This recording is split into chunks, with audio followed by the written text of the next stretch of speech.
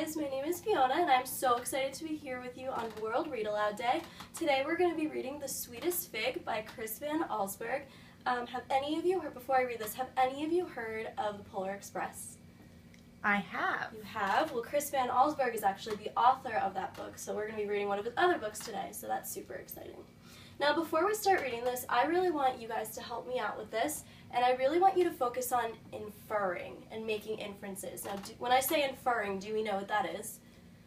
Making predictions? Yeah, it's like using your context clues in the story to make predictions on what's going to happen next. Okay, so let's get started. Monsieur Bouvet, the dentist, was a very fussy man. He kept his small apartment as neat and clean as his office. If his dog, Marcel, jumped on the furniture, Bibot was sure to teach him a lesson. Except on Bastille Day, the poor animal was not even allowed to bark. Now, what can we infer here? What kind of person is Monsieur Bibot? I don't know. Seems, let's see, he has his apartment as neat and clean as his office, and he won't let his dog jump on the furniture. What kind of... Might be very particular and... Particular, maybe a little strict. Also, notice how I said Monsieur here. What's the setting? Where do we think we are? I think we're in France. We're in France. Good answer. Good job. One morning, Bibot met an old woman waiting at his office door. She had a toothache and begged the dentist to help. "But you have no appointment," he told her. The woman moaned. Bibot looked at his watch. Perhaps there was time to make a few extra francs. He took her inside and looked in her mouth. "This tooth must come out," he said with a smile. When he was done, the dentist said, I'll give you some pills to kill the pain." Any of you been to the dentist before? I have. You have? Don't like it very much. You don't like it? Hopefully it wasn't as scary as this picture is. I don't think the dentist is like that now anymore.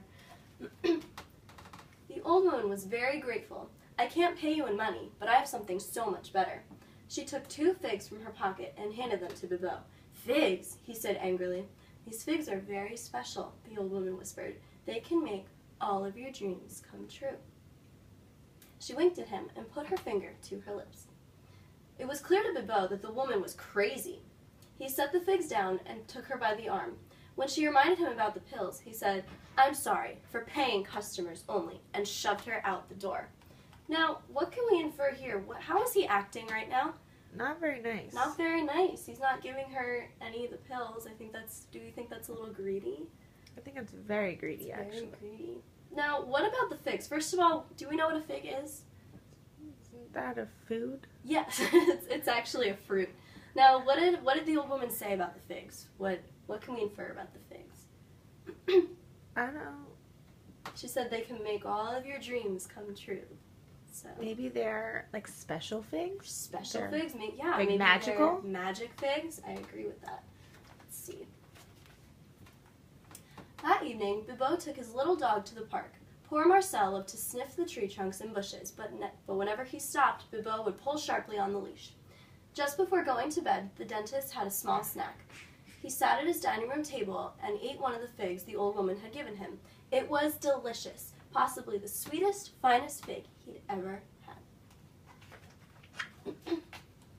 In the morning, Bibot dragged Marcel down the stairs for his morning walk. The steep steps were hard for the short-legged dog, but Bibot wouldn't think of carrying his pet. He hated to get Marcel's white hairs on his beautiful blue suit. Now, how do we think Marcel is feeling right now?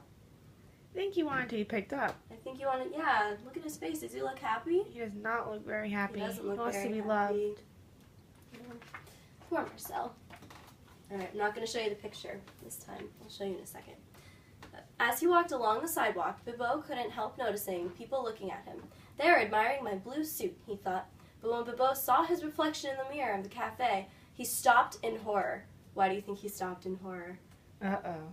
What do you think happens? Maybe something from Marcel got on him? Maybe. I don't know. Let's see. He was dressed only in his underwear. Oh, goodness. That's interesting because before we said he was in a suit, but now he's in his underwear. That's strange. Did he forget to put clothes on? I don't know. Let's see what's going on. The dentist turned and ran into an alley. Sacre bleu, he thought. What has happened to my clothes? Then he remembered the dream he had last night. In his dream, he stood in front of that very cafe, dressed in his underwear. What did we say earlier about dreams?